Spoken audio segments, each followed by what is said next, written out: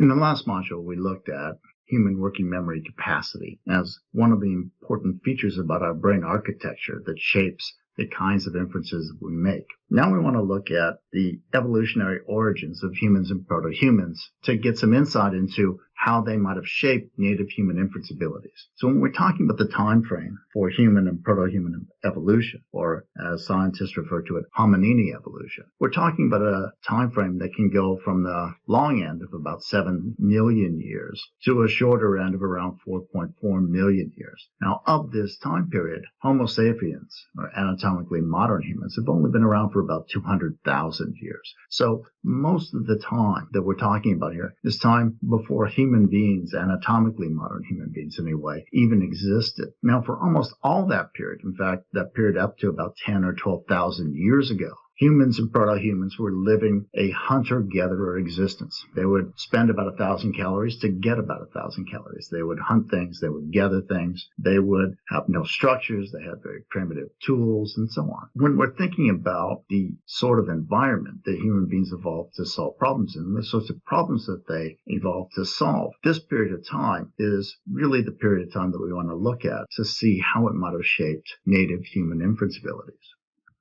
Basic capacities and innate dispositions that drive human inferences probably evolved during this period of human and proto-human evolution, and frankly, the last 10 to 12,000 years has hardly seen any significant evolution in human beings. Hunter-gatherers were how most humans and proto-humans lived up until the Neolithic Revolution, and so they lived relatively short lives. They had very few tools or other artifacts, little technology or social development. They tended to live in relatively small groups that are relatively isolated from other anatomically modern humans. Now, these facts shape an environment in which human hunter-gatherers and proto-human hunter-gatherers solve problems, and the sorts of problems that they solve. So, humans and proto-humans are making inferences in relatively small, relatively stable, and relatively homogeneous environments. Now, if you look at that span of 4.47 million years, you might notice things like, oh, look, there were ice ages, so there was this, so there was that. This is true, but the average hunter-gatherer did not live very long. Certainly didn't live long enough to see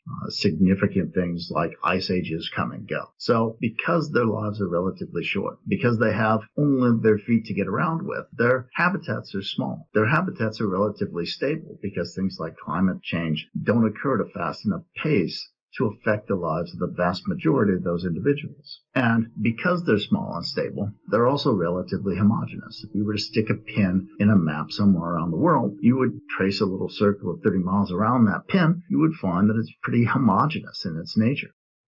Given their existence, a hand-to-mouth existence, and since their environment remains stable and homogeneous during an average individual hunter-gatherer's lifetime, their inferences are largely reactions to specific problems at hand. That is, their inferences need to work for specific content, the problem they're faced with, and context, the situation in which it's presented, limiting hunter-gatherer problem-solving to largely reactive, relatively simple, and concrete problem-solving that's linked to specific content and context. Now, how that plays out in terms of human inference abilities, we'll look at in the next module.